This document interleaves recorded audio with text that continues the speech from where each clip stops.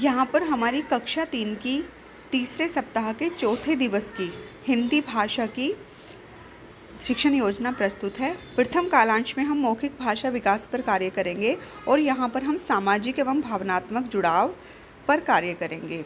सबसे पहले बच्चों को सहज करने के लिए एक छोटी सी खेल गतिविधि, कहानी या बाल गीत कराएंगे और उसके बाद हम बच्चों को एक गतिविधि कराएंगे। इसमें हम कागज़ की गेंद या नॉर्मल गेंद का प्रयोग करेंगे।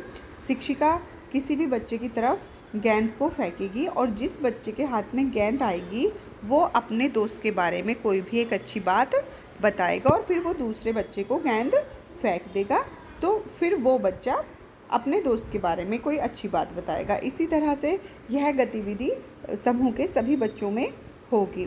इससे बच्चे एक दूसरे के बारे में उनकी अच्छी बातों को बता पाएंगे। यह गतिविधि सभी बच्चों के साथ करानी है। उसके बाद लेखन कार्य में हम बच्चों से अपने किसी दोस्त का चित्र बनाने और उसको दिखाने के लिए कहेंगे और उसके बारे में 2-3 बातें बताने के लिए कहेंगे। दूसरे कालांश में हम डिकोडिंग पर कार्य करेंगे। अभी हम र वर्ण की पहचान कर रहे थे, तो आज भी हमें र वर्ण की पहचान करनी है।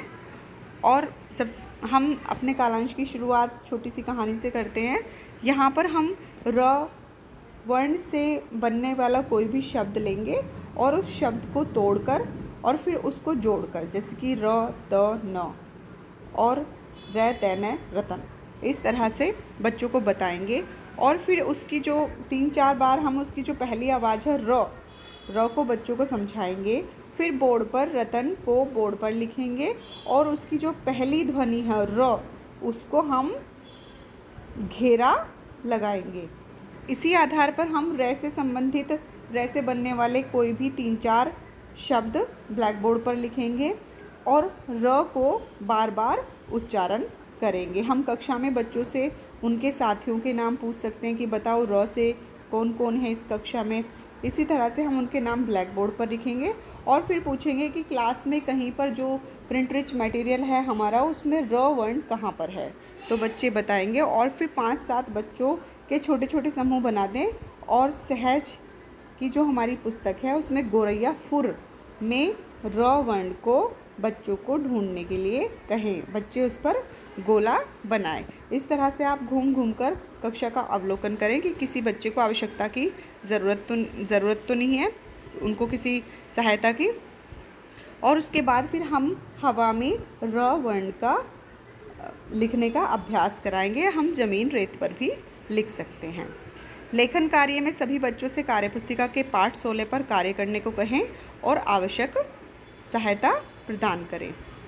तीसरे कालांश में हम साझा पठन एवं पढ़ने का अभिनय करेंगे। इसमें हम बिग बुक का प्रयोग कर रहे हैं और हमारी जो बिग बुक की कहानी है वो है माँ और बच्चे। अभी तक हम आदर्श पठन कर रहे थे, लेकिन आज हम बच्चों के साथ साझा पठन करेंगे, साथ साथ कहानी पढ़ने को कहेंगे।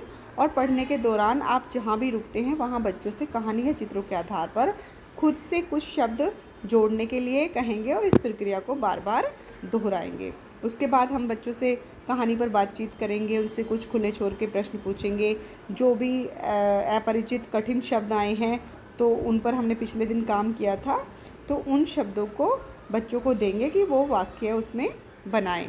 और 5-6 बच्चों को बुलाकर बिग बुक पढ़ने के लिए कहेंगे।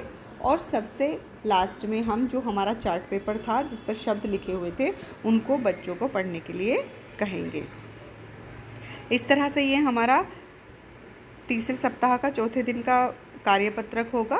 इसमें हमारा र ध्वनि से शुरू होने वाले चित्रों पर निशान लगाना है, र वर्ण, तो ये हम यहाँ पर कंप्लीट करेंगे। इसके लिए आप इसे डिस्क्रिप्शन से डाउनलोड कर सकते हैं।